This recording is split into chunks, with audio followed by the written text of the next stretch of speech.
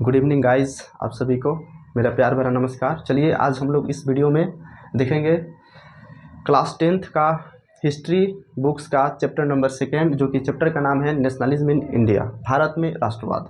मैंने आपको पहले ही चैप्टर में बता दिया था, जो कि पहला चैप्टर का नाम क्या है, नेशनलिज्म इन यूरोप। उसमें मैंने हम बताया था कि यूरोप में राष्ट्रवाद की भावना कैसे आती है।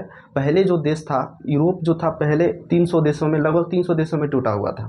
जब 300 देशों में टूटा हुआ था तो वहाँ पे नेशन स्टेट की भावना नहीं थी। नेशन स्टेट क्या होता है कि एक राष्ट्र की भावना। जैसे कि मैं भारत में रह रहा हूँ, अगर भारत में मैं किसी एक स्टेट में रह रहा हूँ, चाहे बिहार हो, चाहे यूपी हो, चाहे झारखंड हो, कोई भी स्टेट हो, लेकिन हम ये, मेरे मन में ये रहता है, चाहे किसी भी व्यक्ति के मन में ये रहता है कि हम लोग एक राष्ट्र के संतान हैं, हम लोग भारत देश में रहते हैं। लेकिन पहले जो था ये इस तरीके की भावना कभी विकसित हुआ ही नहीं था।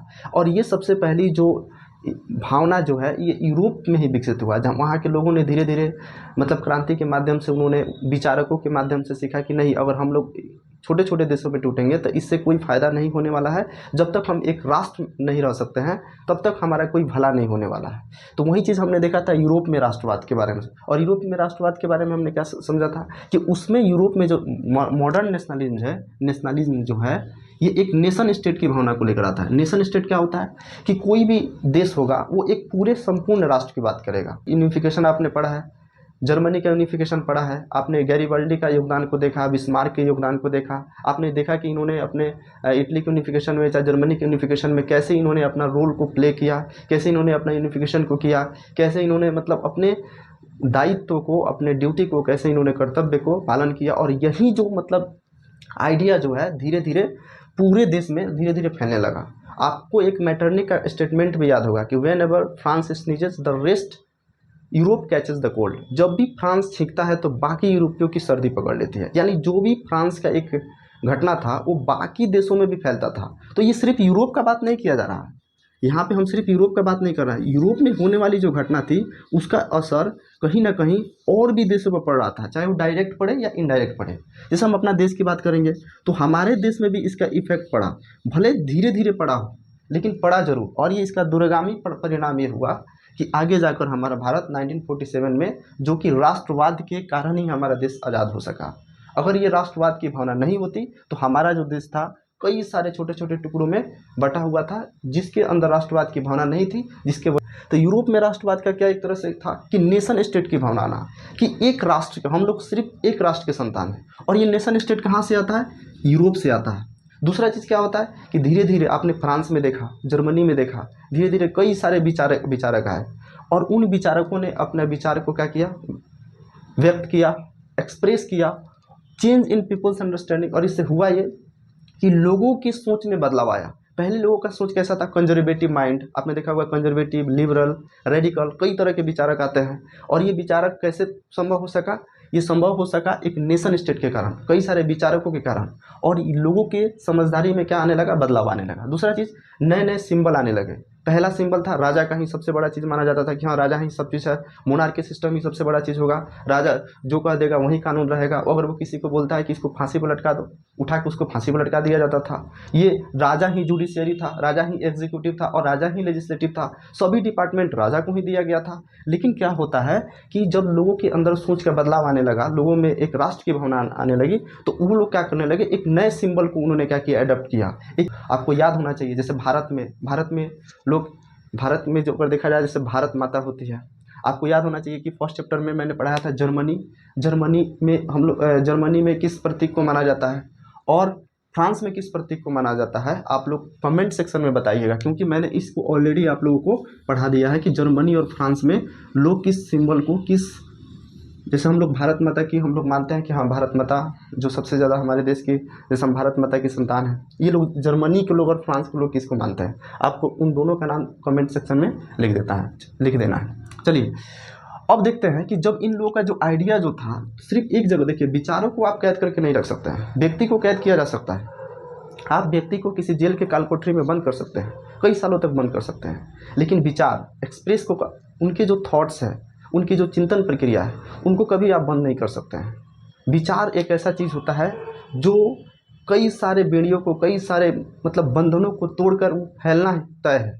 चाहे वो कार्ल मार्क्स का विचार हो, चाहे महात्मा गांधी का विचार हो, चाहे वो भगत सिंह का विचार हो, सभी का विचार क्या होता है, फैलता है। आप उसको दबाने की कितना भी कोशिश कीजिएगा वो दबने वाला नहीं है, फैलेगा ही फैलेगा। तो इन लोगों का जो विचार था, यूरोप में जितने भी राष्ट्रवाद की जो विचारधारा थी, चाहे फ्रांस में एक स्वतंत्रता की विचारधारा थी कि हाँ लोगों का फ्रीडम होना चाहिए, लोगों का राइट्स होना चाहिए, इन सभी का जो विचारधारा है, आप लोगों को जानकर हैरानी होगी कि अमेरिका ने खुद जो अपना संविधान बनाया, आज अमेरिका जो इतना डेवलप कंट्री है, खुद फ्रांस के ही मतलब आइडियाज़ को लेकर वो अपने संविधान में अडॉप्ट किया। यहाँ तक कि हम लोग भी जो राइट्स की जो बात करते हैं, वो सब सिंबल, वो जो सब प्रतीक है, जो वो सब बातें हैं, किस क्रांति से लिया गया, फ्रांस की क्रांति से लिया गया है। तो वही चीज़ है कि इन सभी का प्रभाव बहुत सारे दूसरे देशों में पड़ा, जिसमें हमारा भी एक देश आता है कि यूरोप में जो राष्ट्रवाद हुआ, यूरोप में जो भी घटनाएं घट रही है, उसका प्रभाव डायरेक्टली इनडायरेक्टली दोनों रूप से पड़ रहा है। क्यों? क्योंकि इंडिया जो है किसका गुलाम था? ब्रिटेन का गुलाम था। और आप इसको एक उदाहरण से समझ सकते हैं कि अगर आपके परिवार में अगर 10 सदस्य हैं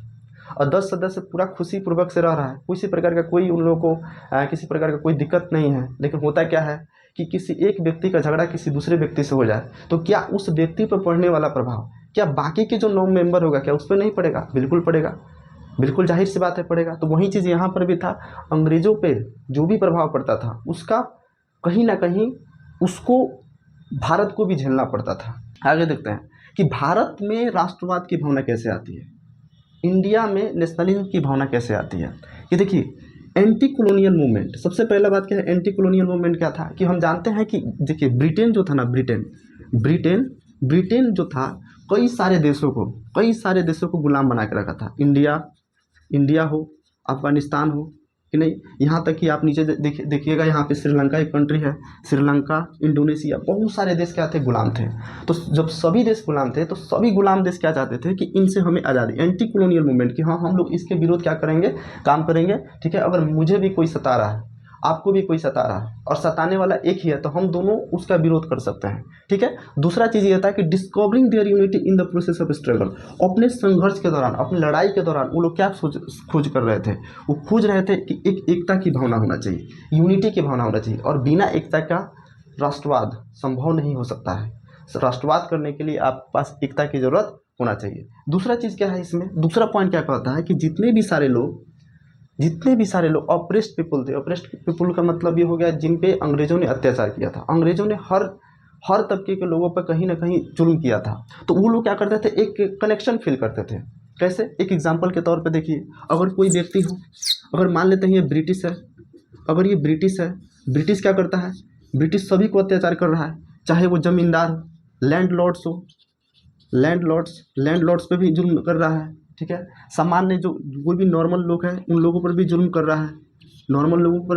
रहा है कि नहीं। फिर प्लांटेशन वर्कर में मजदूरों के साथ भी जुल्म कर रहा है। तो ये ब्रिटिश सभी के साथ जुल्म कर रहा है, तो कहीं ना कहीं इन सभी का दुश्मन कौन है, यहाँ तक कि धर्म में भी इंटरफेरेंस कर रहा था कि हाँ तुम लोग धार्मिक रूप से पीछे हो। तो जितने भी धार्मिक लोग हैं वो ब्रिटिश से नाराज़ थे, क्योंकि ब्रिटिशर्स ने क्या किया था, बहुत सारे धर्म में वो लोग कहते थे कि हाँ बाइबल का प्रचार कर रहे हैं कि हाँ बाइबल ही सबसे बड़ा है, बाकी तुम लोग बहुत सारे चीज़ों में, जैसे कोई भी जैसा पोस्ट हो रहा है इन लोगों का, कोई भी गवर्नमेंट पोस्ट आ रहा है, तो गवर्नमेंट पोस्ट में सब जितने भी बड़े ऊंचे जो पद होते थे, बड़े जो पोस्ट होते थे, उसमें सब अंग्रेज़ों के लिए मतलब बुक था, कह सकते हैं रिजर्वेशन था, और जितने भी छोटा पोस्ट था वो सब इंडियन पीपल को दिया गया था। तो इन सभी का दुश्मन कौन है, एक ब्रिटिश है।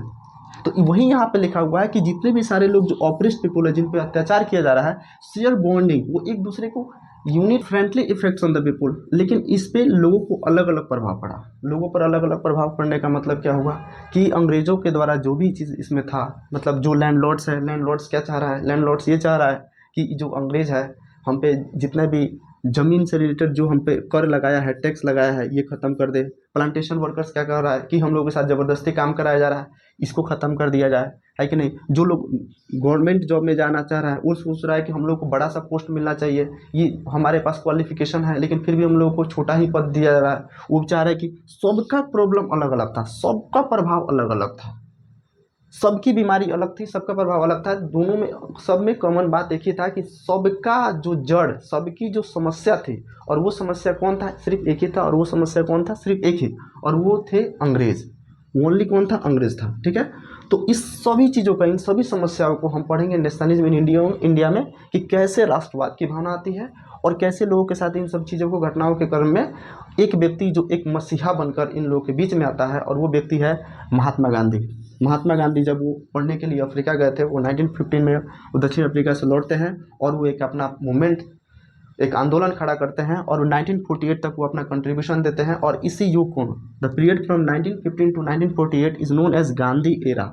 लेकिन 1915 से लेकर 1948 के इतिहास को, इसके बीच के जो समय है, उनको गांधी युग के कहा जाता है। और इस समय में हम देखेंगे यही महात्मा गांधी बहुत सारा आंदोलन खड़ा करेंगे, और ये क्या करेंगे? नॉन कोऑपरेशन मूवमेंट करेंगे, सिविल डिसोबीडियंस करेंगे, कैसे लोगों को अंदर, मतलब लोगों को आंदोलन के लिए, आज़ादी के लिए कैसे ये तैयार करेंगे, इनका अहिंसा, सत्याग्रह, ये सब चीज़ क्या है, हम लोग नेक्स्ट वीडियो में एक बाई एक टॉपिकों को क्या करेंगे, उसको अध्ययन करके समझने की कोशिश करेंगे। अगर आपको इससे रिलेटेड किसी भी प्रकार का अगर कोई समस्या हुआ हो समझने में, तो आप कमेंट बॉक्स में पूछ सकते हैं। ठीक है, और तब के लिए बाय।